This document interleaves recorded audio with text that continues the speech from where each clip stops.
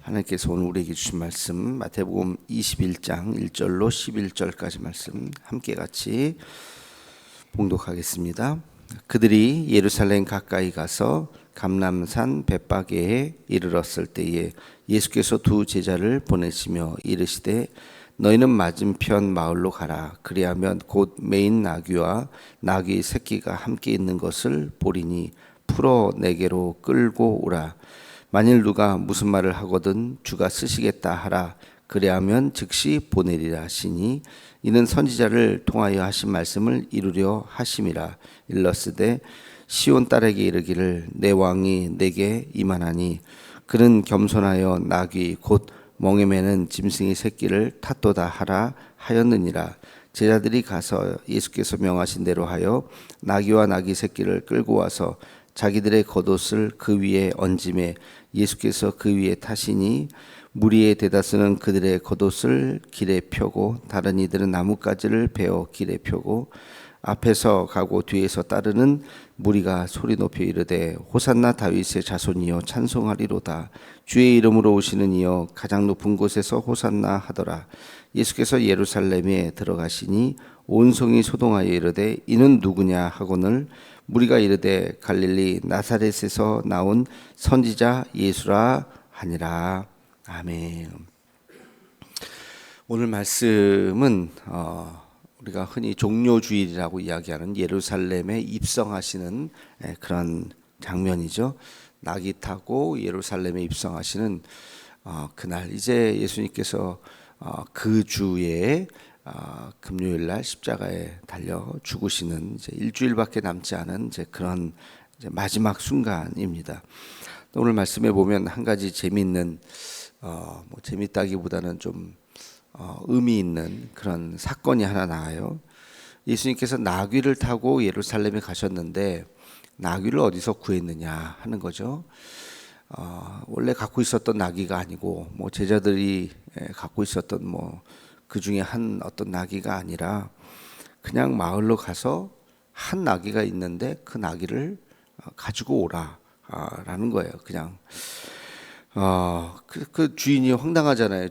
누가 왜 남의 나귀를 막 풀고 가려고 하느냐? 당신 뭐 하는 짓이오? 그건 내 나귀인데 그러면 주가 쓰시겠다 하라라는 거죠. 주가 쓰시겠다. 가만히 생각해 보면 되게 무례하게 느낄 수도 있어요. 허락도 안 받고 그냥 나귀를 막 가지고 가는. 근데 너무나도 당당하게 주가 쓰시겠다. 그랬더니 정말로 나귀가 있었고 주인이 이거 뭐한 짓입니까? 그러니까 주가 쓰시겠다 하라.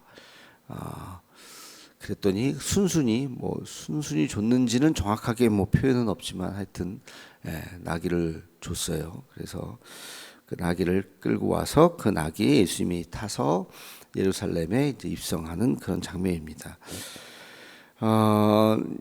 그 주인이 그때 무슨 생각을 했을까? 이제 오늘 한번 그 생각을 해보자고요. 주인이 나귀를 풀러 갔을 때 주가 쓰시겠다 하라 한마디를 들었거든요. 근데 주인이 나중에 알았겠죠. 나중에 저분이 내 나귀를 타고 가신 분이 예수님이고 그분이 십자가 달려 돌아가셨는데 부활하시고 그분이 바로 우리의 구원자 예수님이구나. 뭐 시간이 한참 지나고 나서는 이제 누군지 분명하게 알았겠죠.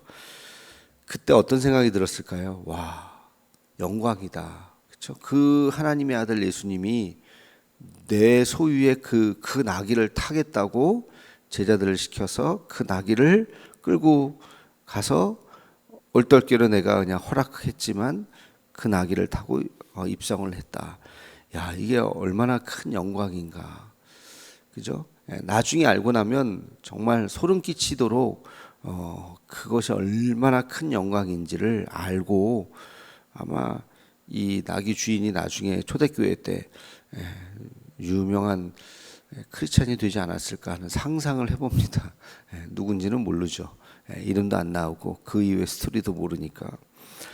나중에 알게 분명히 궁금하잖아요. 얼떨결에 줬을 텐데 저 사람이 누구고 십자가에 달려 죽으실 때까지만 하더라도 그냥 무슨 실패한 선지자 정도로 알았을 텐데 부활하시고, 아마 만날 수도 있었고, 부활한 이후에 그러니까 이분이 굉장히 전율을 느꼈을 것 같아요. 저 하나님의 아들 예수 그리스도가 내 나귀를 타고 예루살렘에 입성하다니. 우리가 늘 1년에 한 번씩 꼭 기념하는 게 종료주일 아닙니까?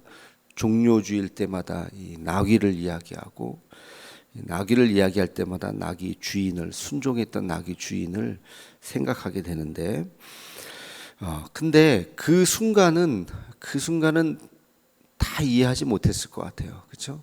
그 순간은 이게 뭐 하는 짓이요? 허락을 안 했을 수도 있어요. 뭐 누구라고요? 주가 쓰시게다. 그 주가 누군데? 그 당신의 주지. 그게 무슨 나의 주입니까? 하고 말싸움하기 시작하고 허락을 안 했을 수도 있는데, 글쎄 이분이 허락을 했단 말이죠. 순종에는 두 가지가 있습니다. 하나는 이해하고 순종하는 게 있고, 또 하나는 순종하고 나중에 이해하는 게 있어요. 이해하고 순종하는 것은 사실은 뭐 엄격한 의미에서의 순종, 그것도 순종이지만 이해하고도 순종하지 않는 사람들도 있죠. 하라고 했는데, 해야 되는데 하면서 안 하는 사람들, 그것도 불순종이죠. 근데 이것은 어떤 면에서는 큰 순종은 아니에요. 다 이해했어요. 하나님 이렇게 하라, 해야지, 하는 게 맞네, 해야지 하면서 안 하는 거, 불순종이죠. 그런 일은 있으면 안 돼요. 해야지 하면 결단하고 해야 돼요. 그 순간에. 그게 순종이죠. 이건 내가 해야 될 일이구나. 그러면 하는 거예요. 뭐 계산하고 이거 조금 나중에 해야 되겠다. 지금은 힘든데 뭐 그러면서 그거는 이제 불순종으로 가는 길이죠. 차일 피일 미루다 보면 점점 작아지죠. 그 순종이. 순종이라고 하는 것은 그 순간 결단하는 거죠. 근데 정말 진정한 의미에서 순종은 이해하지 못할 때 하는 거예요. 그게 순종이에요. 이해하고 하는 순종도 물론 순종이지만, 그거보다 더 큰 순종은 이해할 수 없을 때 하나님의 말씀이라고 하는 확신이 오면 하는 거예요. 결과는 몰라, 하나님께서 하시겠지. 하나님께서. 그게 순종인 거죠. 대표적인 케이스가 이제 아브라함이죠. 아브라함이 자기 아들 이삭을 바칠 때 이해했나요? 이해 못했습니다. 아브라함이 이해 못했어요. 그 자기 아들을 왜 바치라고 그랬을까? 그리고 참 우리가 상식적으로 생각할 때도 황당하지 않습니까? 100세에 준 아들 얼마나 귀하겠어요. 차라리 주질 말던가. 100세에 줘놓고서 내 생명보다도 더 귀한 그 아들 얼마나 애지중지 키웠어요. 근데 그 아들을 그냥 잃어버린 것도 아니고 번제로 드리라. 내가 그 자식을 죽이는 거예요. 그런 끔찍한 일을 말씀하셨던 그 하나님, 그걸 누가 이해할 수 있겠습니까? 그거는 정말 잔인한 하나님이고, 그 순간 나 하나님 안 믿을래요. 그럴 수도 있는 그런 상황이었을 거예요. 분명히. 누가 그 상황을 이해할 수 있겠어요. 그러나 모리아산으로 가라라고 하는 하나님의 말씀에 100% 이해는 못하고, 아브라함은 그냥 순종할 수밖에 없는 그 심정으로 사흘 길을 갔다 그랬어요. 그 하루 이틀 3일 가면서 얼마나 도망가고 싶었겠습니까? 그 상황을. 아들한테 말도 못하고, 마지막에 양은 어디 있나요? 그랬더니 하나님이 구해줄 거야. 말도 못하고 끙끙끙끙 대면서 마지막까지 번제단을, 자기가 또 이렇게 이삭이 또 쌓았잖아요. 자기가 번제단을 쌓고. 그 순간에 얼마나 힘들었겠어요. 그러나 진짜 자기 아들을 잡으려고 하는 순간 하나님이 그렇게 하지 말라고 말씀하셨죠. 그 순종의 의미를 몰랐을 것 같아요. 나중에 여러분 아시다시피 그 모리아 산의 그 번제 단이 솔로몬의 성전이 되죠. 그리고 더 먼 훗날 예수님께서 십자가에 달려 돌아가신 갈보리 언덕이 되죠. 그 역사의 기원이 그 순종의 자리에 하나님께서 순종의 아들을 십자가에 달려 죽으시고 인류의 역사에 가장 한 점, 지구가 얼마나 넓습니까? 지구에서 가장 의미 있는 한 점을 딱 찍으라면 바로 그 자리잖아요. 그 자리에 예수님께서 십자가 달려 돌아가시는, 아무 자리나 하지 않았다는 거예요. 그냥 뭐 지나가다 여기서 그냥 십자가에 달려 죽으라는 게 아니라 그게 이미 수천 년 전부터 거기는 순종의 자리가 됐던 거죠. 자기 아들을 바치는 그 역사를 아브라함부터 시작해서 한 몇천 년인가요? 하여튼 뭐 몇천 년이 지난 후에 하나님께서 그것을 기억하고 그 자리에 예수님을 십자가에 못 박혔다고 하는 것은 아브라함으로서는 그 당시는 도저히 이해할 수 없는 일을 그저 하나님의 말씀이라는 것 때문에 순종한 거예요. 그 순종이 진정한 순종이고, 그것도 뭐 보통 순종입니까? 자기 생명을 바치라 그러면 그래 뭐 많이 살았다, 오래 살았다, 100살까지 살았다고 자기 생명을 드릴 수도 있겠죠. 근데 그게 아니라 자기 생명보다 더 귀한 자기 아들의 생명을 바치는 그 심정, 그리고 그 심정이 바로 하나님의 마음이죠. 하나님이 자기 아들 예수 그리스도를 바치는 그 자리가 되었죠. 그러니까 이 순종이라고 하는 것은 우리가 이해하고 순종도 쉬운 건 아니에요. 해야지 하면서 하는 거, 그러면서 안 하는 게 얼마나 많습니까 우리가.